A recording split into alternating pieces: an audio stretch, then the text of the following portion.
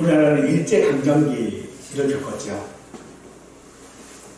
일제강점기 기간이 35년이에요. 우리 민족의 참 아픈 역사인데 그 35년의 그 역사가 지금까지도 영향을 미치고 있습니다. 실질적으로 우리가 그 지배 아래에서 벗어나긴 했지만 우리나라에 있는 여러 상황들을 살펴보면 여전히 우리가 마치 그 시대에 사는 듯한 그런 일들이 있는 것들을 보게 되어집니다. 우리가 독립을 한 게 80년입니다.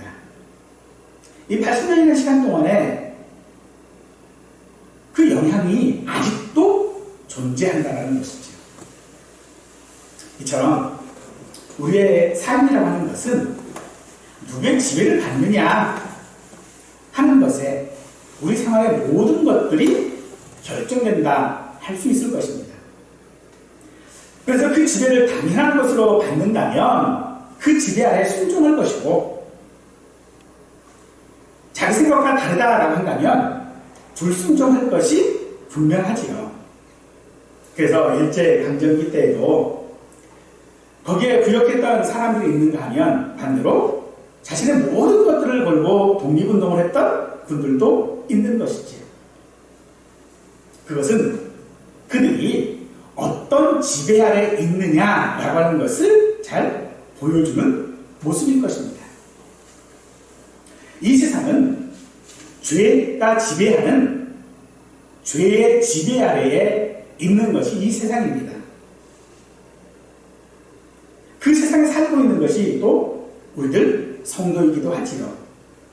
그러나 성도는 결코 죄의 지배를 받지 않습니다. 따라서 죄에 대하여 순종하거나 불순종하는 삶이 아니라는 것이죠. 성도에게 그래도 불구하고 성도들에게 순종하기를 요구하는 것은 죄의 영향 때문이 아니라는 것입니다. 주의 영향을 받으려고 주의 지배를 받지 않으려고 순종하라고 하는 것이 아니라는 것이죠. 그것은 우리가 율법 아래에 있는 것이 아니라 은혜 아래에 있기 때문이라고 말하고 있습니다. 오늘 성도의 견인이라고 하는 주제를 가지고 마지막 10번째로 우리가 살펴보는데 이게 이제 오늘 성도의 견인이라고 하는 주제의 마지막 부분입니다. 하나님께서 어떻게 우리를 이끌어 가시는지를 우리가 생각을 했는데 오늘 그 결과적인 이야기를 하려고 합니다. 요점은 그것입니다. 하나님께서 우리를 이끄시는 것은 은혜이기에 우리는 마음으로부터 순종하는 생활을 해야 한다라고 한다는 것입니다. 오늘 예배를 기점으로 해서 우리 삶에 하나님의 모든 자비하신 은혜가 있고 그 은혜에 보답한 우리의 순종을 통해 우리 생활이 언제나 하나님과 함께할 수 있기를 바랍니다. 우리가 잘 아는 가인은 그 동생 아벨을 죽인 자입니다. 성경에서 공식적인 죄로 기록된 가장 첫 번째 죄이지요. 하나님께서는 그런 가인을 지적을 하셨습니다. 그러자 가인은 두려워졌습니다. 하지만 하나님께서는 그런 가인을 향하여 너는 죄를 다스리라 라고 하셨지요. 죄를 다스리라 라고 하는 말은 죄를 지배하라는 것입니다. 죄의 아래에 있지 말라는 것이겠지요. 하지만 가인은 죄를 다스리는 것이 아니라 그 죄의 지배를 받음으로써 그는 하나님과 함께하지 못했습니다. 오히려 자기의 죄를 깨닫게 되면서 자기가 죽을 줄도 모른다는 그런 두려움에 사로잡힌 삶을 살게 되었던 것이지요. 사람들은 이런 두려움들을 가지고 있습니다. 내가 이렇게 되면 어떡하지? 내가 죽으면 어떡하지? 하는 그런 두려움 때문에 사람들은요 그 두려움을 이기기 위하여 나름대로의 법을 만들어 실천하게 되죠. 즉, 자기를 지키기 위해서 법을 만드는 겁니다. 우리에게 있어서 내가 성도라고 하는 것이 아니라 내가 세상에서 살아갈 때에 어려움을 당하지 아니하고 죄에 대한 두려움을 겪지 않기 위해서 우리 성도는 율법이라고 하는 것을 지키려고 합니다. 이 율법에는요, 두 가지 기능이 있습니다. 하나는 하나님의 뜻이라고 하는 것이고요. 또 하나는 그 뜻에 순종하기 위해 우리가 실천해야 하는 내용들인 것이지요. 레위기 18장 5절 말씀에 너희는 내 규례와 법도를 지키라. 사람이 이를 행하면 그로 말미암아 살리라 라고 말씀하십니다. 사람은 바로 이런 측면에서 율법 아래에 있다라고도 할 것이지만 우리 성도들은 예수님의 십자가의 죽음으로 말미암아 새 언약을 통하여 우리는 은혜 아래 있음을 믿으시기 바랍니다. 따라서 사람은 동시에 두 가지 지배 아래 있을 수는 없습니다. 죄의 지배 아래 있든지 은혜의 지배 아래 있든지 아니면 율법의 지배 아래 있든지 은혜 아래 있든지 해야 하는 것이지요. 그러므로 율법이라고 하는 것은 결코 우리에게 은혜의 수단이 되어질 수 없습니다. 갈라디아서 3장 21절은 만일 능히 살게 하는 율법을 주셨더라면 의가 반드시 율법으로 말미암았으리라 라고 말하죠. 즉 우리가 율법을 지키는 것, 즉 그 법에 순종하는 것으로 의로울 수 있었다면 우리는 율법으로 의롭다고 여기심을 받아야 했을 것입니다만 하나님께서는 우리를 의롭다 하실 때에 율법을 지켰느냐 지키지 않았느냐를 가지고 판단하시지 아니하셨습니다. 율법은 우리 안에 있는 죄들을 발견하게 하고 또 그 죄들을 정죄하기는 합니다만 그 죄를 이겨낼 능력은 없습니다. 우리는 율법에서 그 어떤 도움도 사실은 기대할 수 없는 것이지요. 그러므로 오늘 우리가 율법이 아니라 내가 누구인지를 우리는 먼저 알아야 합니다. 우리가 어떤 존재인지를 알아야 하는 것입니다. 동화작가 최정봉 씨의 처음의 마음으로 돌아가라 라고 하는 동화책이 있어요. 그 책 안에 보면 간단한 이야기가 나는데 세탁소 옷걸이 이야기가 있어요. 어느 날 이 세탁소에 새 옷걸이가 왔어요. 그랬더니 헌 옷걸이가 당부의 말을 해요. 너는 옷걸이라는 것을 절대로 잊지 마라 라고 하는 거예요. 그러니까 새 옷걸이가 의무한 거죠. 내가 옷걸이인 건 분명한데 왜 내가 옷걸이인 것을 잊지 말아야 되느냐 라고 되물으니 옷걸이라는 사실을 기억하면 그 옷걸이에 누추한 옷이 걸렸어도 실망하지 않을 것이고 명품 옷이 걸렸어도 교만하지 않을 수 있다라고 얘기해 주는 거죠. 오늘 우리가 누구인지를 알아야 됩니다. 오늘 우리가 누구인지를 안다면 지금의 내 상황, 지금의 내 형편에 따라 우리는 결코 좌절하거나 혹은 교만하지 않을 것이 분명한 것이지요. 그러므로 오늘 우리가 알아야 하는 것은 내가 지금 어디 아래에 누구의 지배를 받고 있느냐 하는 것입니다. 지금 내가 죄의 지배를 받고 있는지 은혜 아래 예수님의 말씀 가운데 순종하는 삶을 살고 있는지를 우리는 알아야 한다는 것이죠.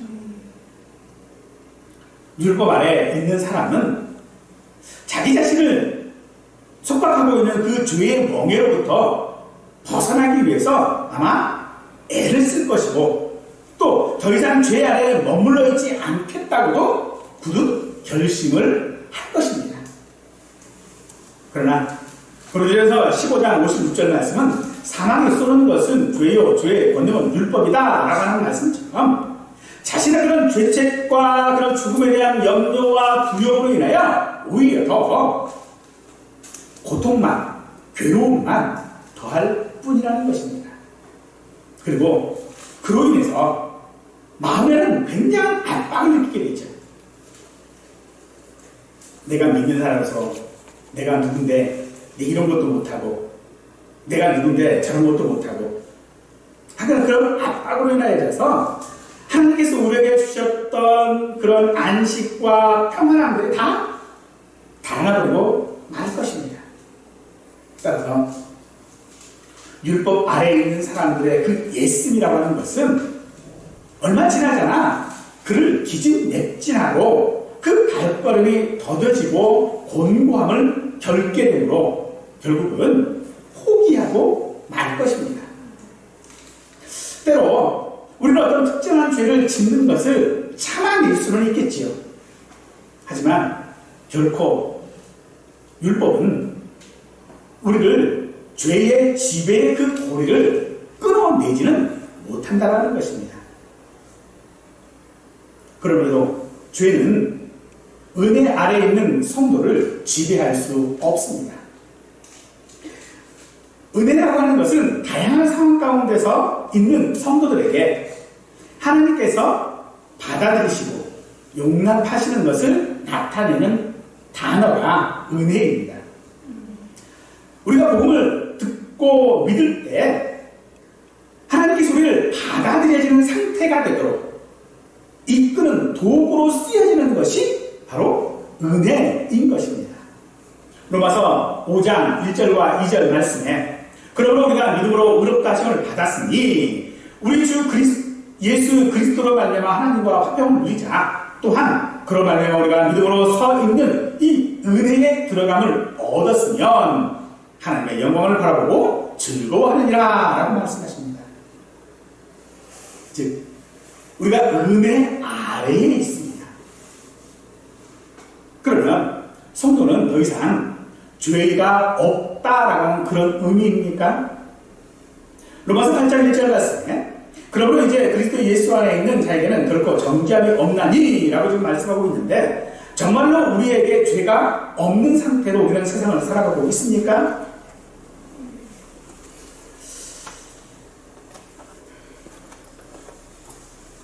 우리는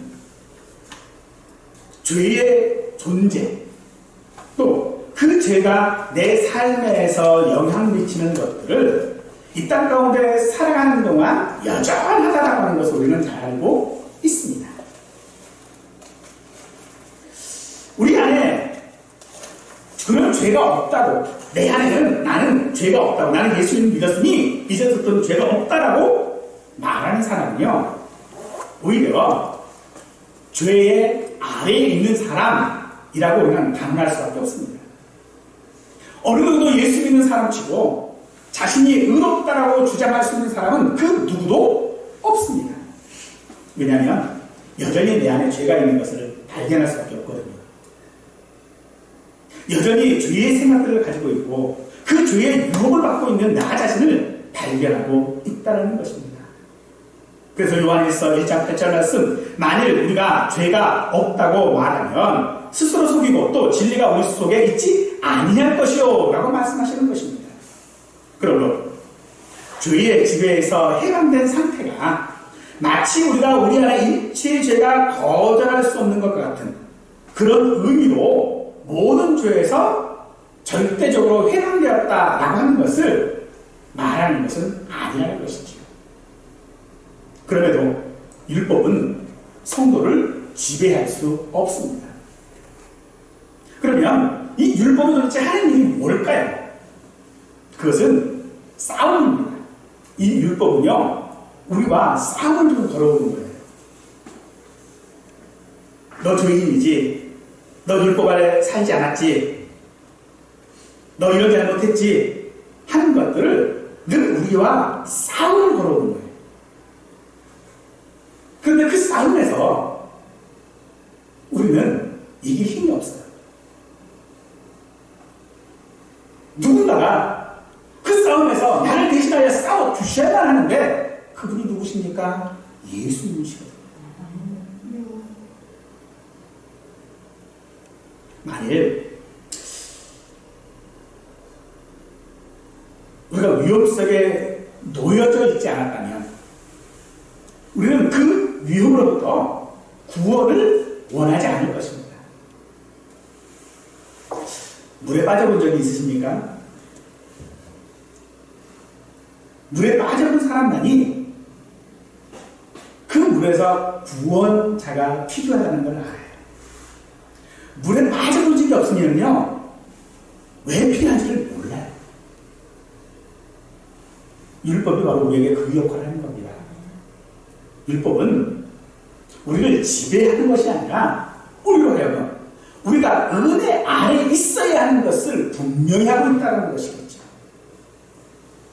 그러므로 내가 주인인 걸 하셨습니까? 내가 정말로 하나님의 은혜 받기에 합당하지 않은 사람임을 깨닫습니까?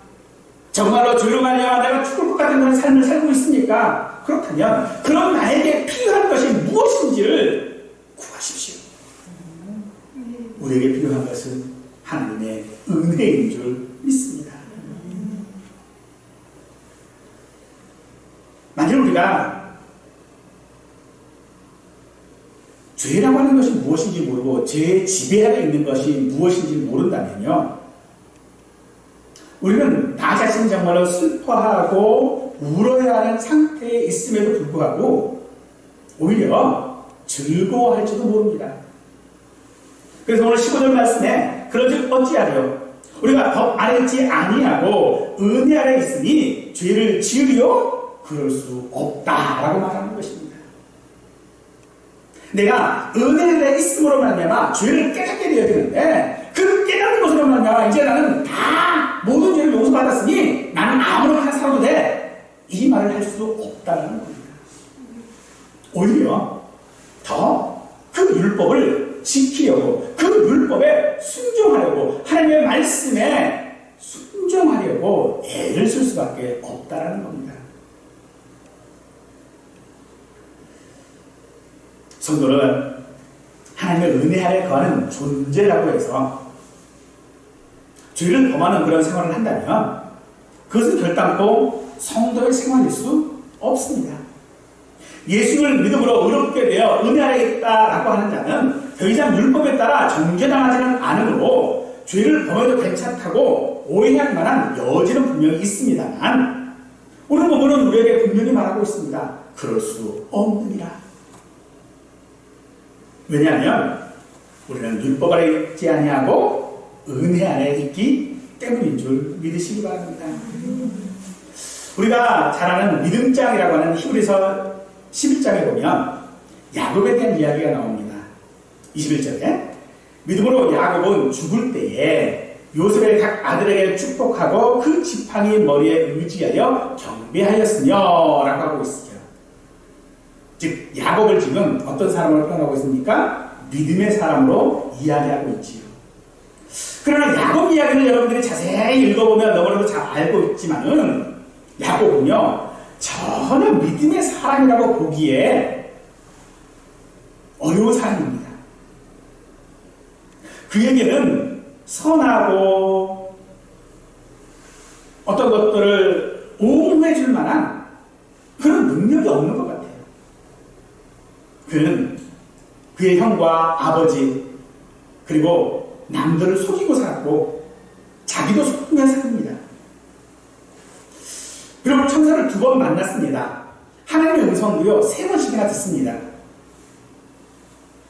그리고 그의 이름이 야곱이 아니라 이스라엘이라고 바뀌기도 합니다만,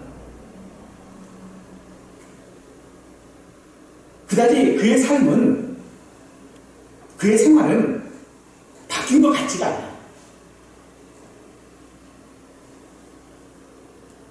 여전히 그는 이스라엘이 아니라 야곱으로 살았습니다. 그러므로 하나님께서는 그런 야곱을 베델에서 하셨던 그 약속을 지키십니다. 왜 하나님은 그렇게 은혜를 베풀었음에도 불구하고 변하지 않는 그 야곱 대신에 좀 더 교양이 있고 세련되고 순종적인 그런 사람으로 대신하지 않으셨을까? 사랑하는 성도 여러분, 그것이 하나님의 순전한 은혜인 줄 믿으시기 바랍니다. 야곱보다 더 잘할 수 있는 사람이 분명히 있었을 거예요. 그런데 하나님은 그 사람이 아니라 전혀 변할 줄 모르는 야곱을 선택하시고 그에게 은혜를 베푸셨습니다. 이것이 은혜가 하나님의 가장 큰 뜻이라고 하는 것이지요. 그럼 우리는 우리의 마음이 아니라 하나님의 마음에 따라 우리를 대하시겠다라고 하는 것이 은혜입니다. 하나님이 우리가 아니라 그 아들을 오시겠다라고 하는 것이 은혜입니다. 그 어떤 죄로 끌어내지 못하는 사람이 아니라 끊임없이 우리 곁에 함께 하시겠다라고 하는 것이 은혜입니다. 그리고 자기를 찾는 자들에게 상 주시겠다라고 하시는 것이 하나님의 순전한 은혜인 줄 믿으시기 바랍니다. 하나님은 우리의 삶에서 숨으시는 분이 아닙니다. 숨바꼭질 놀이하시는 분이 아니라는 겁니다. 하나님은 우리를 이 세상의 광야라고 하는 곳에서 우리를 찾으십니다. 우리가 착해야만 우리에게 복을 주시는 분이 아니라는 겁니다. 우리는 항상 잘못한다라고 하는 것을 아시면서도 하나님 우리와의 약속을 지키시는 분이십니다. 우리 중 누구도 율법대로 살아가지 못합니다. 그렇기 때문에 우리는 은혜가 필요한 것입니다. 사도 바울은 그의 편지에서 하나님 우리 아버지와 주 예수 그리스도로부터 은혜와 평강이 너희에게 있을지어다 라고 하는 말을 자주 사용했습니다. 은혜는 죄인을 향한 하나님의 자비로운 호의이고 평강은 죄인이 하나님께 은혜 받은 상태를 말합니다. 은혜가 원인이 되고 그 열매가 평강인 것이지요. 그러므로 은혜와 평강은 오직 하나님 안에서만 얻을 수 있는 것입니다. 그 하나님 안에서만 얻을 수 있는 그 평강이 사도 바울의 말처럼 우리에게 항상 있기를 원합니다. 그런데 그것은 내가 어떤 상태에 있느냐, 내가 무엇을 할 수 있느냐에 따라 결정되는 것이 아니었다라는 것입니다. 중요한 것은 그릇이 아닙니다.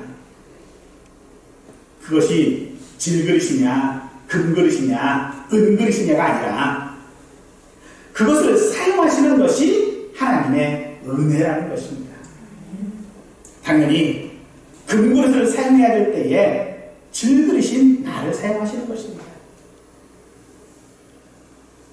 우리가 강해져야 하고 우리가 완벽해야만 구원받는 것이 아닙니다. 우리가 이 땅의 삶을 살아갈 때에 올 A를 받아야 하나님께서 우리를 기뻐하시는 것이 아닙니다. 그럼 우리는 그저 야곱과 함께 하신 그 하나님을 나와 함께하고 있음을 우리는 믿기만 하면 되는 것인 줄 믿으십시오. 14절에서 죄가 너희를 주장하지 못하니 이는 너희가 법 아래 있지 아니하고 은혜 아래 있습니다 라고 말씀하십니다. 죄가 우리 속에서 갈등을 일으키고 우리를 번민하고 우리를 마치 북새통처럼 어지럽게 한다 할지라도 결코 죄는 우리를 지배할 수 없습니다. 이는 우리가 율법 아래 있지 아니하고 은혜 아래 있습니다 라고 말합니다. 곧 죄와 사망의 법이 아니라 그리스도 예수 안에 있는 생명의 법, 바로 은혜 아래 있기 때문인 것입니다. 우리에게 우리 아버지와 주 예수 그리스도로부터 은혜와 평강이 있음은 우리가 그 은혜 아래 있은 줄 믿으시기 바랍니다. 문제는 그 은혜의 상태를 내가 어떻게 유지할 것인가 라고 하는 것이겠지만 다행히 우리가 죄 가운데 있다고 해서 은혜가 사라지지는 않는다는 것입니다. 즉 내가 지금 죄에 때문에 어려운 가운데 처합니다. 내가 힘든 가운데 있습니다. 그런데 그런 가운데에 은혜가 사라지지 않는다는 것입니다. 실제로 우리 성도들의 생활에는요, 이 죄와 은혜가 늘 섞여 있습니다. 이 말이 무슨 말인가요? 그것은 꺼져가는 심지라고 하는 걸 우리가 얘기해 볼 수 있을 겁니다. 꺼져가는 심지는요, 그릇뿐입니다. 그릇이 얼마나 나는지 몰라요. 그런데 정말로 죄가 우리를 지배하고 있다면 그 꺼져가는 심지를 꺼야 마땅한데 하나님은요, 끄지 않으십니다.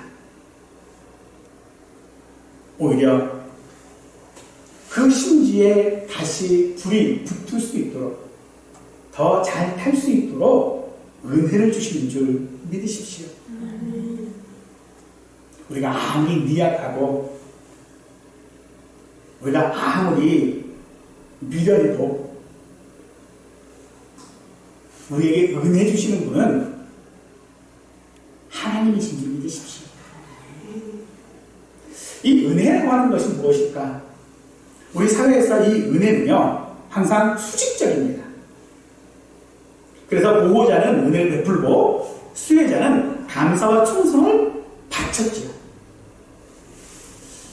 하지만 이 은혜라고 하는 말에는 중요한 원리가 있습니다. 그것은 어떤 대가를 바라며 은혜를 베풀지 말아야 한다는 것이지요. 하지만 그건 이 사회에서는 잘 지켜지지 않습니다. 그래도 은혜라고 하는 말에는 이것이 내가 획득한 것이 아니라는 것이죠. 또 은혜를 받은 사람은 이 은혜를 받은 후에 감사와 충성이라는 반응을 보여야 합니다. 그래서 이 은혜와 보답이라고 하는 개념은 서로 충돌하는 것은 결코 아닌 것이지요. 보통 수혜자는 보호자보다 사회적으로나 모든 면에서나 열등하기 때문에 그 보호자로부터 받은 그 선물을, 그 은혜를 되갚을 능력이 사실은 없습니다. 따라서 자신이 할 수 있는 최선의 존경과 감사를 표현하는 것으로 갚는 것이지요. 즉, 은혜에 보답할 줄 아는 사람은 미래에도 어떤 도움이 필요할 때에 그 도움받는 것을 결코 실패하지는 않을 것입니다. 그러나 은혜가 아무런 대가 없이 주어지는 것이라면 그 은혜에 대한 반응 역시도 그래야 할 것입니다. 하지만 막상 아무런 반응도 보이지 않는다면 어떨까요? 그는 배운 망각하고 염치 없는 자로 아마도 낙인 찍힐 것입니다. 보호자는 은혜를 베풀 때 그 보답을 기대하지 않고, 또 수혜자는 감사하는 마음을 가질 때에 비로소 둘의 관계는 지속될 수 있다는 것이지요.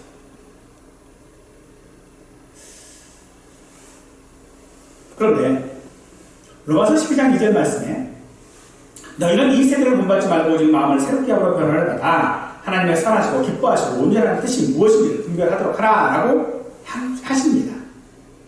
이는 성도가 받은 은혜에 대한 감사와 충성을 넘어서 예수님 안에서 변화된 삶을 살아야 한다라고 말씀하시는 것입니다.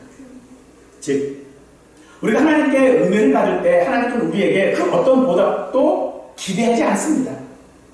그 어떤 보답도 원하지 않습니다. 그럼에도 내가 은혜 받은 자라면 마땅히 우리는 감사하는 마음을 가져야만 하는 것이겠죠. 하나님께서 우리에게 보답을 원하시고 은혜를 베푸신다면 하나님은 더 이상 우리에게 은혜를 내리시지 않을 것입니다. 반대로 내가 하나님 앞에 그 받은 은혜를 보답하고자 하는 마음이 없다면 그 역시도 우리는 하나님의 은혜에 대하여 더 이상의 기대를 하지 않고 내 스스로 무엇이든지 간에 해결하려고도 할 것입니다.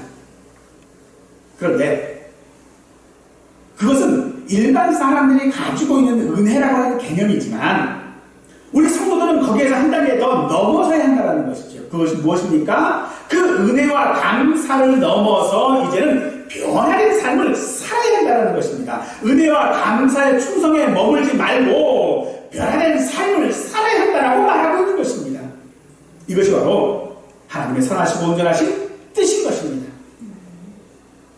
우리는 우리가 받은 이 구원에 대하여 값 없이 은혜를 받았습니다.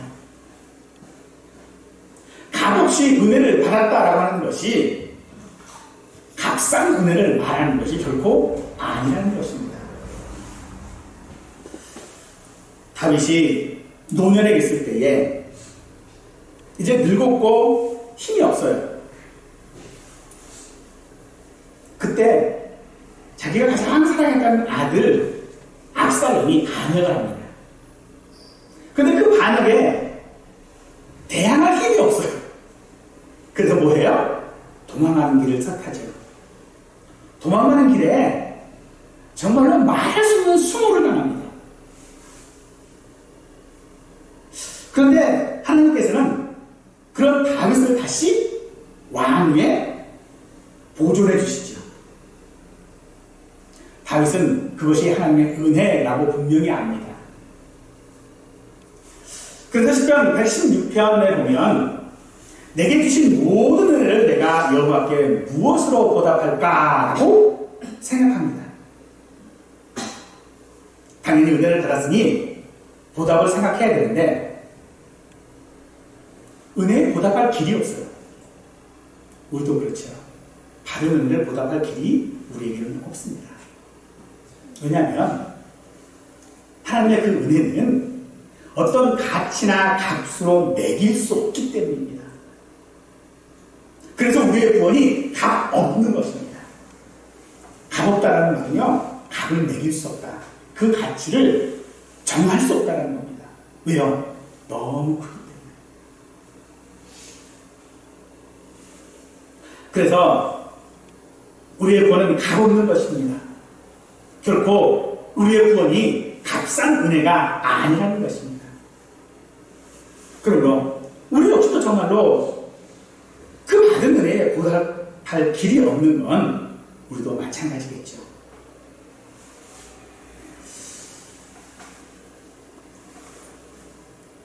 그래서 다윗은 하나님의 이름을 부릅니다. 그리고 소원을 갖겠다라고 합니다. 여기서 소원이라고 하는 것은 하나님께 대한 순종입니다.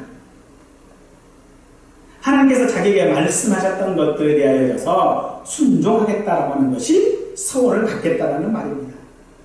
그런데 다윗이 하나님께 순종하려는 것은 결국은 어떤 것입니까? 자기 생명을 맡기는 것입니다. 그 소원을 갖겠다라고 하는 것은요, 내 생명을 하나님께 맡기겠다라는 말이에요. 세상에는 아무리 은혜를 받았다고 해도요, 생명을 맡기지는 않습니다. 하지만 하나님께 은혜를 받은 성도는 기꺼이 자기 생명을 맡길 수 있어야 합니다. 그래서 자기 생명을 맡긴 성도는 하나님을 위해 살아가는 것입니다.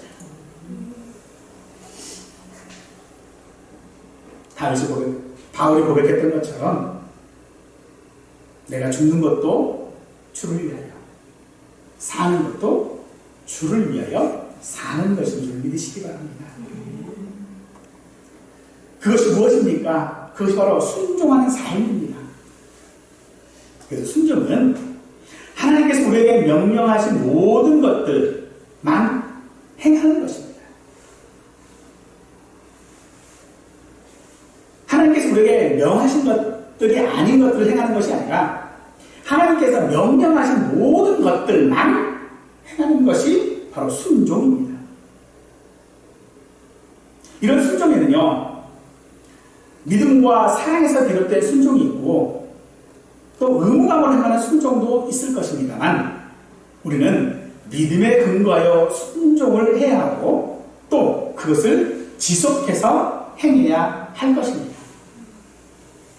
왜냐하면 히브리서 11장 6절 말씀이 하신 것처럼 믿음이 없이는 하나님을 기쁘시게 하지 못하기 때문입니다. 성도의 순종을 좌우하는 동기는 그래서 하나님께 더 가까이 가고자 하는 마음으로부터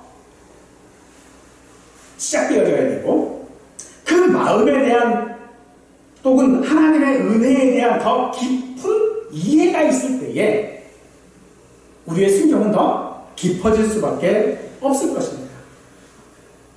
우리 안에 하나님의 은혜는 우리의 삶에 있는 이 죄를 정복할 수 있는 영향력들을 우리에게 주십니다.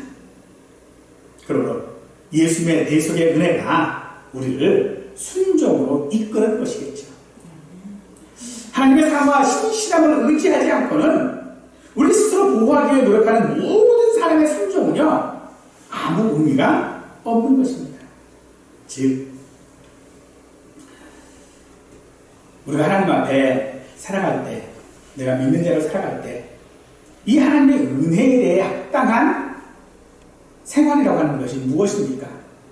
그것은 곧 예수님의 속죄 은혜를 귀하게 여기는 마음입니다. 그 마음속도 우리에게 있어야 돼요. 그래야 내 삶이 변화될 수 있는 것입니다. 그래야 우리는 그리스도를 닮아갈 수 있습니다. 우리가 누구를 닮아간다라고 하는 것은 그 사람에 대한 존경하는 마음이 없으면 닮아가지 않겠지요. 내가 롤모델로 삼을 만한 사람이 아니라면 그 사람을 따라서 무엇을 할 일은 없는 것입니다. 그런데 여러분 생각해 보세요. 내가 누구를 닮아간다라고 했을 때에 어떻게 해야 내가 닮아갈 수 있습니까? 사실은요, 아무것도 안 해도요, 닮아갈 수 있어요. 내가 노력하지 않아도 닮아갈 수 있는 것들이 있어요. 그런데 그게 좋은 것을 닮든가요? 아니에요. 나쁜 것들만 닮아요. 좋은 것을 닮으려면요, 노력해야 합니다. 힘써야 합니다. 내가 누구에 대하여 그를 존경하고 받아들였을 때만이, 내 힘과 노력할 때만이 닮아갈 수 있는 것이거든요. 그러므로 우리는 내 마음에서부터 하나님의 은혜에 감사한 자들이 될 수 있기를 원합니다. 16절 말씀에 너희 자신을 종으로 내어줘 누구에게 순종하든지 그 순종을 하는 자의 종이 되는 줄을 너희가 알지 못하느냐, 혹은 죄의 종으로 사망에 이르고 혹은 순종의 종으로 의에 이르느니라 라고 말씀하십니다. 우리는 하나님께서 우리를 심판하시는 것 때문에, 두렵기 때문에 순종하는 것이 아닙니다. 세상은 심판받지 않으려고 많은 노력들을 기울이겠지만 한 번도 성공한 적은 없습니다. 율법을 지킴으로 죄를 억제할 수는 있겠습니다만 그 이상은 결코 이룰 수 없습니다. 죄에서 완전히 자유로울 수 없다는 것입니다.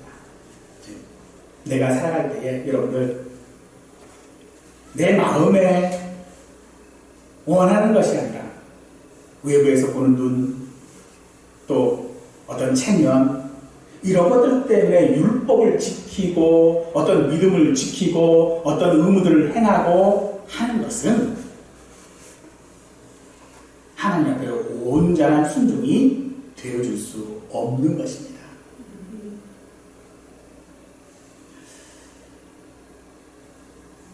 바울 사도는 그 어떤 사도보다도 참 열심히 주를 위하여 일했던 사람입니다. 그런 그 일을 하면서 참 많은 반대를 당했지요. 정말로 말할 수 없는 그런 고통들, 어려움들을 당했고 심지어 죽을 고비도 여러 번 넘겼습니다. 참 대단한 사람이었지요. 그럼에도 불구하고 참 많은 사람들을 격려했습니다. 그래서 사람들이 바울을 보고요, 힘을 얻었어요. 바울을 보고 나도 저렇게 살아가야지라고 하는 결심들을 했던 것이겠죠. 그런데 그런 바울이 고린도전서 15장 10절 말씀을 이렇게 고백합니다. 나의 나된 것은 하나님의 은혜로 된 것이니 내게 주신 그의 은혜가 헛되지 아니하여 내가 모든 사람보다 더 많이 수고하였으나 내가 한 것이 아니오 오직 나와 함께 하신 하나님의 은혜로다 라고 고백하지. 즉 하나님께서 자기에게 은혜를 주셨기 때문에 그 은혜를 헛되지 않게 하기 위하여 어떻게 했다고요? 더 많이 수고했대요.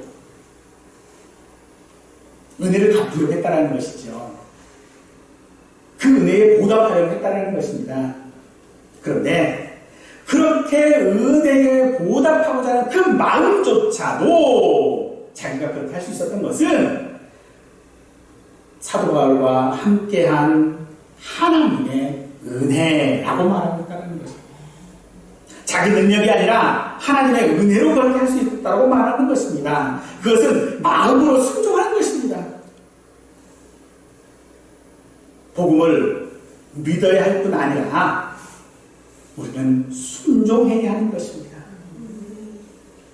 그것은 우리 마음에서부터 우러나야 하는 것입니다. 형식과 어떤 주장에 있어서만 능력이 아니라 내 내면의 마음에서부터 우러나오는 순종이 있을 때에 우리는 비로소 수고할 수 있게 되어질 것입니다. 모든 사람은 하나님의 종이거나 주의 종이거나 이 둘 중 하나일 것입니다. 우리는 어떤 주인에게 지금 순종을 하고 있습니까? 주의 법 아래에서의 순종은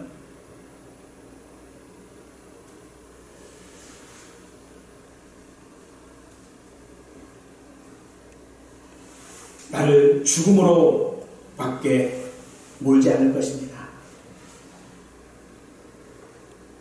그러나 내가 하나님의 법, 율법에 순종하고자 했다면 그것은 뭐 내가 하나님께 속해 있음을 말하는 것일 것입니다.